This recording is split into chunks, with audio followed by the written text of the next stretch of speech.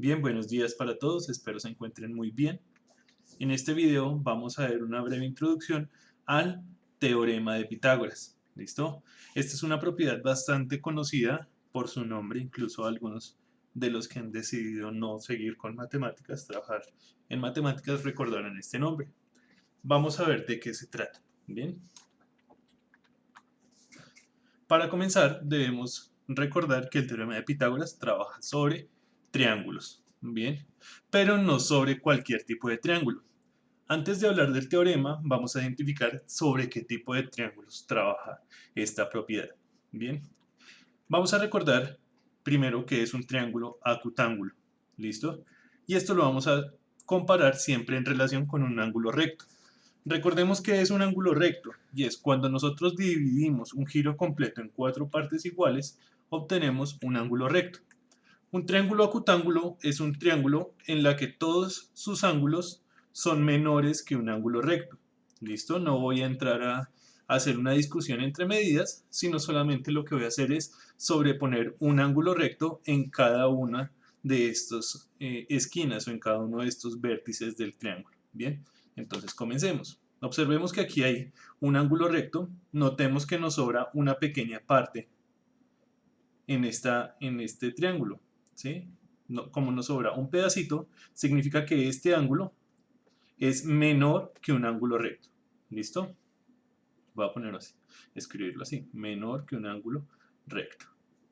De manera similar lo puedo ver en el ángulo superior, en el vértice superior o en el vértice del lado derecho. Notemos que siempre me sobra un poquito, ¿sí?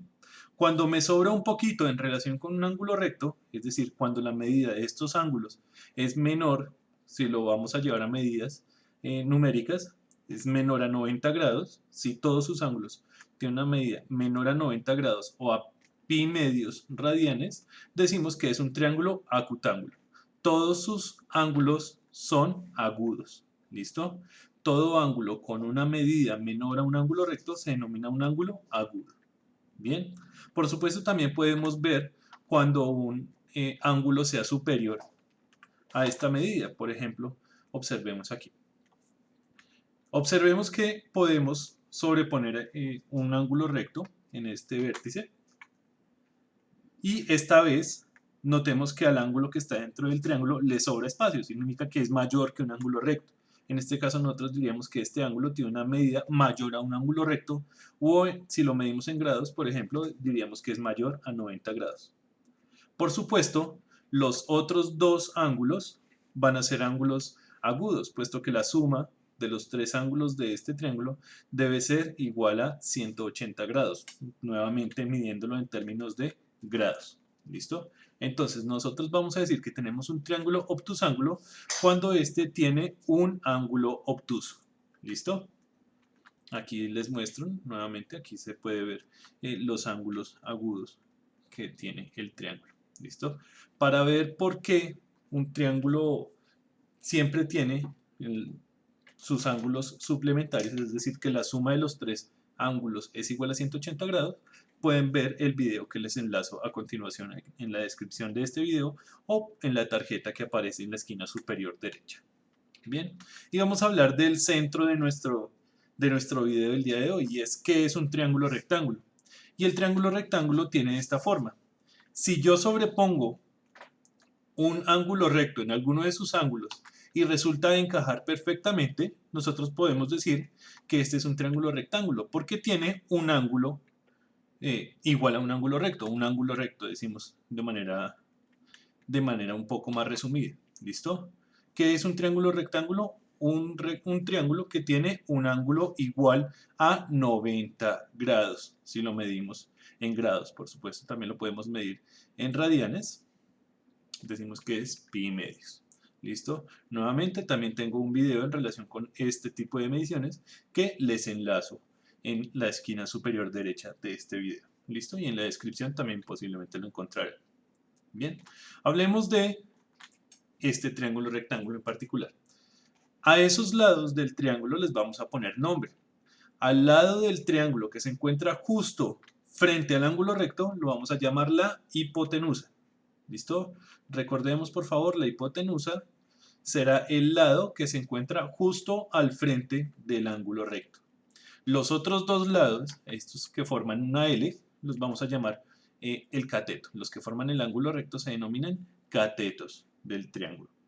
Bien, estos nombres solamente aplican en triángulos rectángulos. ¿Listo? Si hablamos de un triángulo acutángulo o un triángulo obtusángulo, no vamos a tener ni catetos ni hipotenusa, puesto que esto se relaciona justamente con este ángulo. Bien, avancemos. Ahora, tomemos el mismo triángulo y sobre este triángulo voy a dibujar un cuadrado encima de cada lado del triángulo, ¿sí? Entonces voy a dibujarlos de este modo. ¿Listo? Voy a dibujar un cuadrado en cada uno de estos lados. Bien. Ahora, recordemos lo siguiente, y es cuánto sería el área de estos cuadrados. Supongamos que la medida de este lado, o que este lado se llama C1, o digamos que este lado se llama C2, porque son los catetos, cateto 1 y cateto 2. La numeración es arbitraria.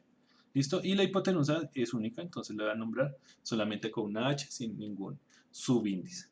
¿Cuál es el área de cada uno de los cuadrados que tenemos aquí? Entonces, recordemos que el área de un cuadrado sería multiplicar la base por la altura, ¿sí? En este caso sería C1 por C1, entonces el área de este cuadrado azul sería C1 elevado al cuadrado.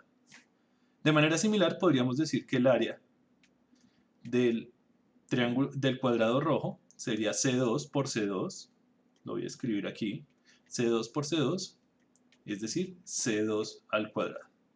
Bien. ¿Y cuál es el área de este cuadrado verde? Pues será H cuadrado, H por H. ¿Listo?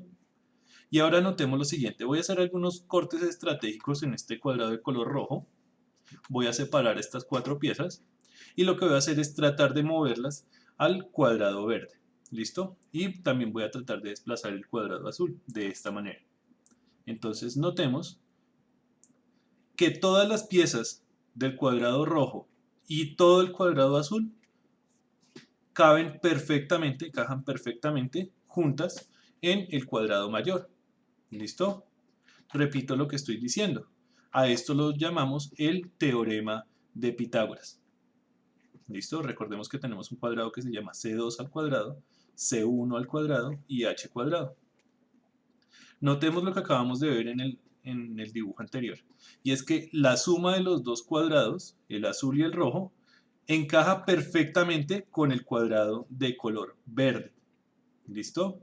Y pues de manera un poco más compacta lo decimos de esta forma, y es que la suma de los cuadrados construidos sobre los catetos de un triángulo rectángulo esta suma equivale al cuadrado construido sobre la hipotenusa de dicho triángulo.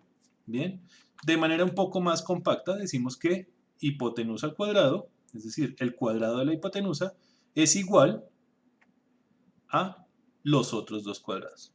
Bien, y esta propiedad nos permite conocer las medidas de un triángulo rectángulo, además de haber sido de especial utilidad desde hace milenios en nuestra historia. Bien, vamos a comenzar con un ejemplo para ver la manera en que aplicamos este teorema.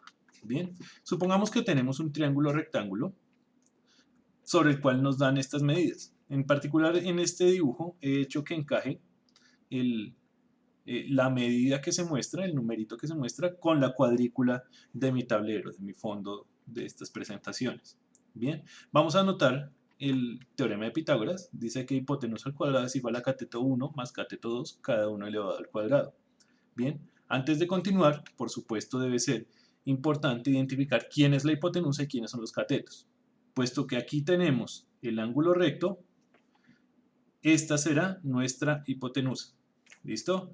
Y 3 y 4 serían las medidas de los catetos. 3 unidades, pueden ser centímetros, metros o años luz, lo que queramos.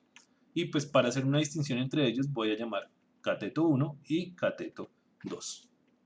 Bien, como ya conozco estas medidas, pues voy a cambiarlas en la ecuación. Es decir, voy a decir que C1 es 3 y C2 es 4. Entonces tendríamos 3 al cuadrado y 4 al cuadrado. Recordemos qué significa elevar al cuadrado, que es multiplicar cada número por sí mismo, es decir, 3 por 3 y 4 por 4. 3 por 3 nos da 9 y 4 por 4 nos da 16. Aquí podemos completar esta suma 9 más 16 nos da 25. ¿Listo? Y ya casi hemos terminado. Notemos ahora que aquí hay un cuadrado, pero nosotros queremos averiguar únicamente h. ¿Cómo hacemos para, digámoslo así, eliminar este cuadrado? Lo que vamos a hacer es aplicar la misma operación a los dos lados de la igualdad. Vamos a aplicar la raíz cuadrada. ¿Listo? Nos quedaría h cuadrado es igual a, la raíz de h cuadrado es igual a la raíz de 25. Bien. Por supuesto, al lado izquierdo se nos va a cancelar, como decimos popularmente, esa raíz con ese cuadrado y podemos calcular la raíz cuadrada de 25, que es 5. ¿Listo? Por lo tanto, la hipotenusa de este triángulo rectángulo tiene una longitud de 5 unidades. Bien, ya conocemos los tres lados del triángulo.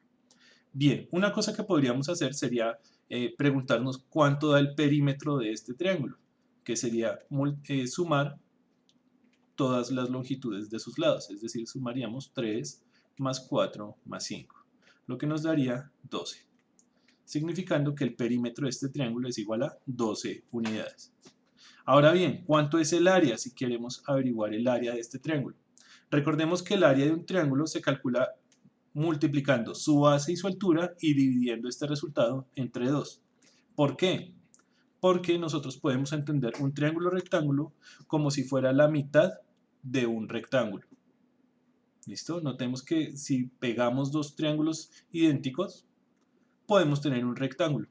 Y recordemos que el área de un rectángulo la obtenemos multiplicando base por altura, es decir, contar los cuadrados que aparecen en este dibujo. En particular, en este momento estoy contando los cuadrados mayores, ¿listo? Los que están marcados un poco más fuerte.